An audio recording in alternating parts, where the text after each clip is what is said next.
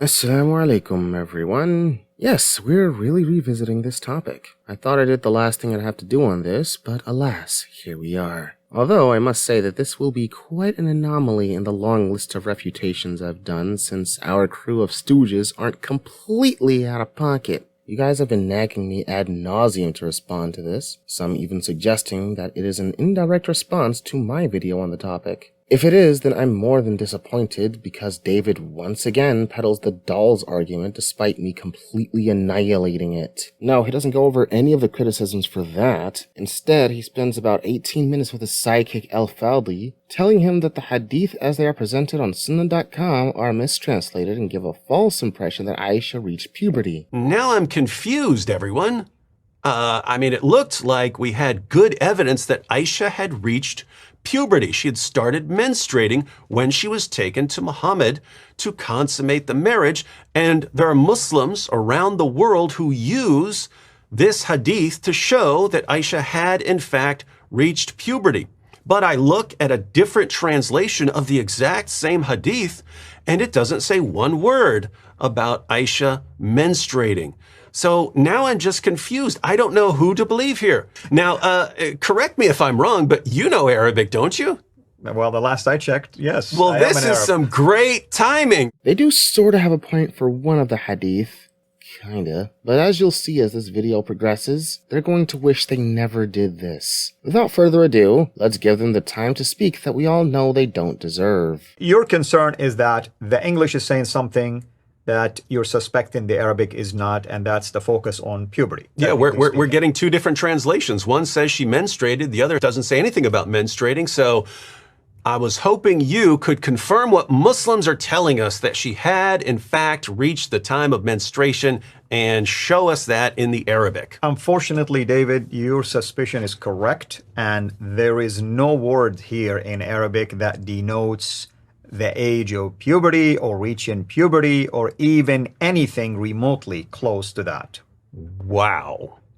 Wow is the word, so, for sure. Oh man, I was almost gonna give al-Fadi credit here, but the part which David is curious about isn't translated at all in the screenshot which they are appealing to. You can't really claim that there's a mistranslation when the screenshot you're reading doesn't translate the relevant part. Rather, he just wholesale says that nothing here implies that. Now yes, the part which says Abu Dawood said, "I menstruated," is most likely mistranslated. But here's the thing, it really is just an honest goof. The word nefasa can also form nefis, which means blood. The feminine past tense form of that would be tenefeset, due to the ta. And there are other variations of this word which could cause this confusion. This caused an issue for quite a few people who investigated it, including myself, because the root word here is confusing, as the root alone can be used to form multiple different words with varying meanings. And so there is legitimate incompetence for why Sunnah.com gave this as a result. At the end of the day, the tenefeset part of this hadith is too unclear to use either against the case for Aisha's maturity or for it, and I should have looked into this more in my last video when I used this as an evidence. But it's far more likely that what Abu Dawood is saying here is simply that when she said he, that what she meant is that she breathed heavily. I'm not going to raise a hand against those who read it as menstruation, but the lack of clarity and scholarly commentary doesn't give me too much hope for it. Although I do kind of find it funny how these guys completely ignored the parts talking about her hair loss and whatnot, which I indirectly pointed out in my last video as an indicator of female puberty. Here's a passage from the second edition of William D. Carey's Current Clinical Medicine book on page 289. We read a little something about hair loss and puberty. Hair loss, a common presenting symptom, affects males and females of all ages. The most common form of hair loss is androgenetic alopecia, pattern hair loss, which increases with age. At least 80% of white men show some degree of thinning by the age of 70 years. Androgenetic alopecia occurs with the onset of puberty, and in males is dependent on circulating androgens. Female pattern hair loss, female androgenetic alopecia, also starts after puberty, and by 70 years of age,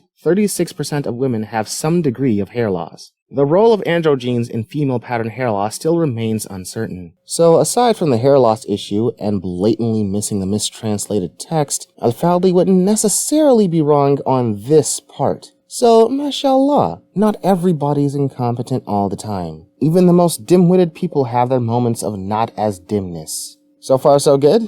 Well, this next hadith is where things are going to get really bad for our heroes. Let's go and watch. But this is another example that is used by Muslims to show that Aisha had reached puberty. And here it specifically says that she'd reached puberty. So lots of Muslims go to this passage, and I've seen lots of non-Muslims say, hey, wait a minute, the hadith does claim that Aisha had reached puberty right here in Sahih al-Bukhari, number 476. So here we have narrated Aisha, the wife of the Prophet.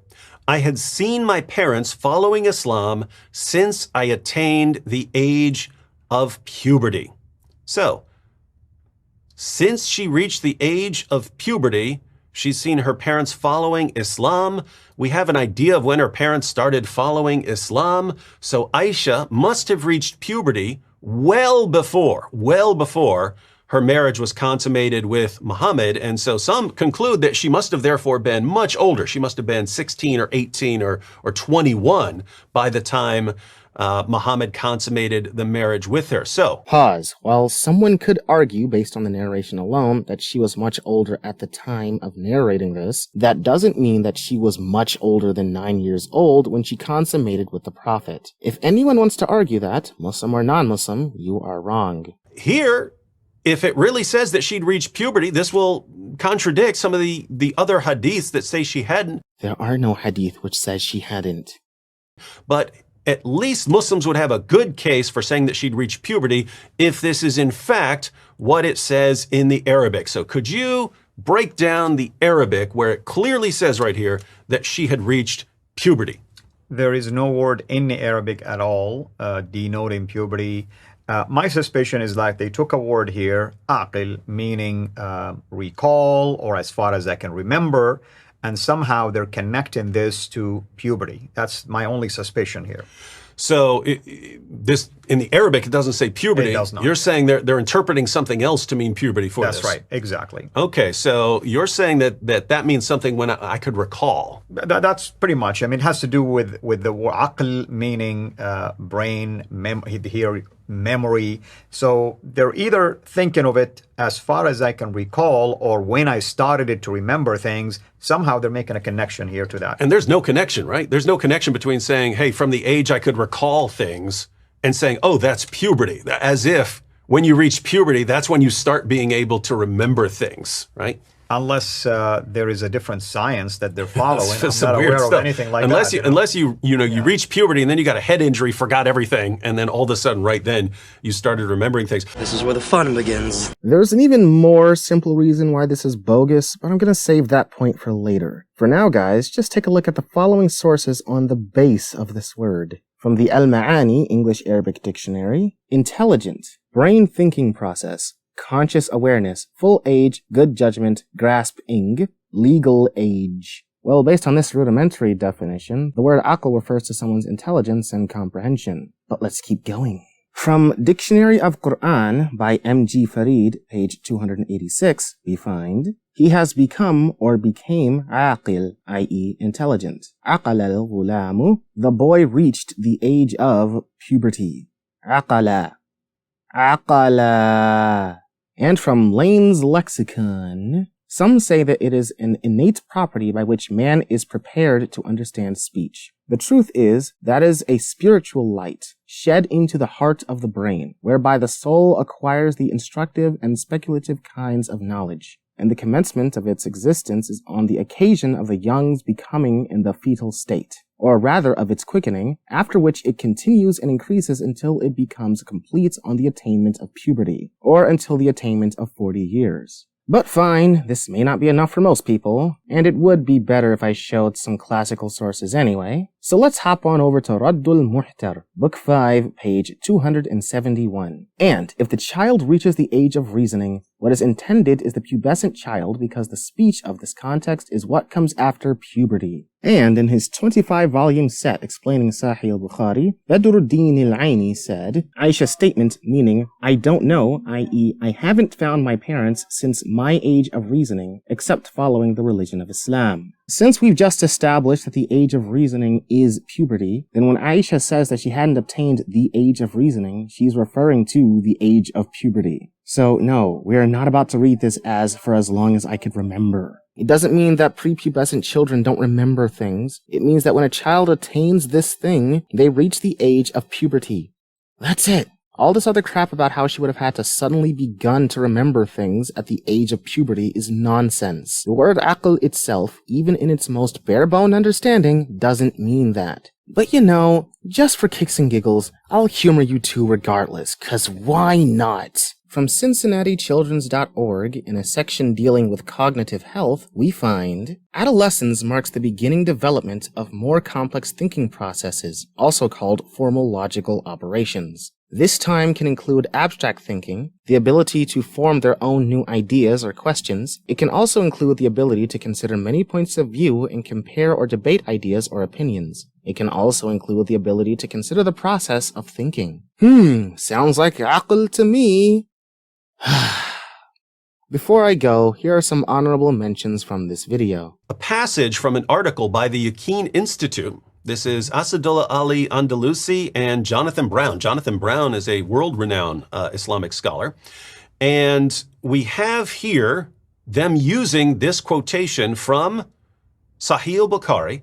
And they don't try to actually translate it as puberty, but they say that it refers to puberty.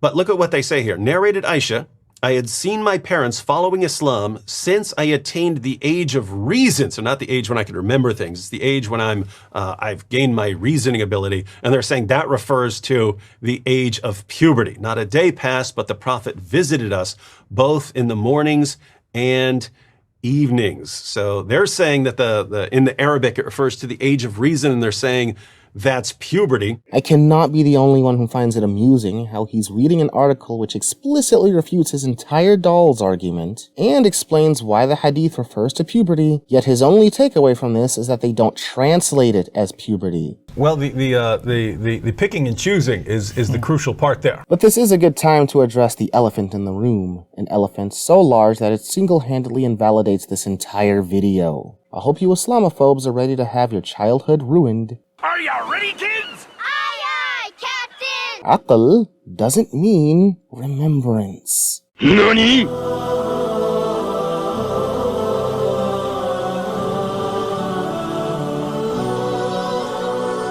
Yes, shocker, I know. The word aql generally refers to a state of intelligence. The reason why Yaqeen Institute translates this as age of reason is because aql is exactly that, reason. And every single variation of this hadith says aqil, referring to age of reason, which refers to puberty as proven earlier. So no, there's no reason for us to accept this as long as I can remember whack reading al-Fadi pulled out of his turban. Age of reason to me is... I don't care what it is to you, but fine, I'll bite. ...is that you know what is right, you know what is wrong now. And you're accountable for it. Yep. Oh, come on, this is too easy. Alright, al-Fadi, you want to hang your hat on that? Islam agrees entirely. It was narrated from Ali radiallahu anh, I heard the Messenger of Allah sallallahu alaihi wasallam say, the pen has been lifted. The pen, referring to accountability of your actions, it has been lifted from 3. The child until he reaches puberty, from the sleeper until he wakes up, and from the insane until he regains his sanity. So, if the age of reason is the age when someone is sound of mind and able to be held accountable, then according to Islam, this is puberty. And al-Fadi would have to agree that this is what is meant here when talking about aql. Wallahi, you're finished. Wallahi, you're finished. Before I go, I want to give a Ramadan treat to all of you. Remember back when I said that I wanted to do a series of videos showcasing how amazing of a man our Prophet was? Well, a short while ago, my dad made me aware of a series of videos that did that for me quite well. It's a series called The Story of Muhammad sallallahu alaihi wasallam by Islamic Inspiration. These people did a fantastic job gathering audio clips from various speakers about the greatness of the Prophet and the things he did that made so many people love and admire him, even his own enemies.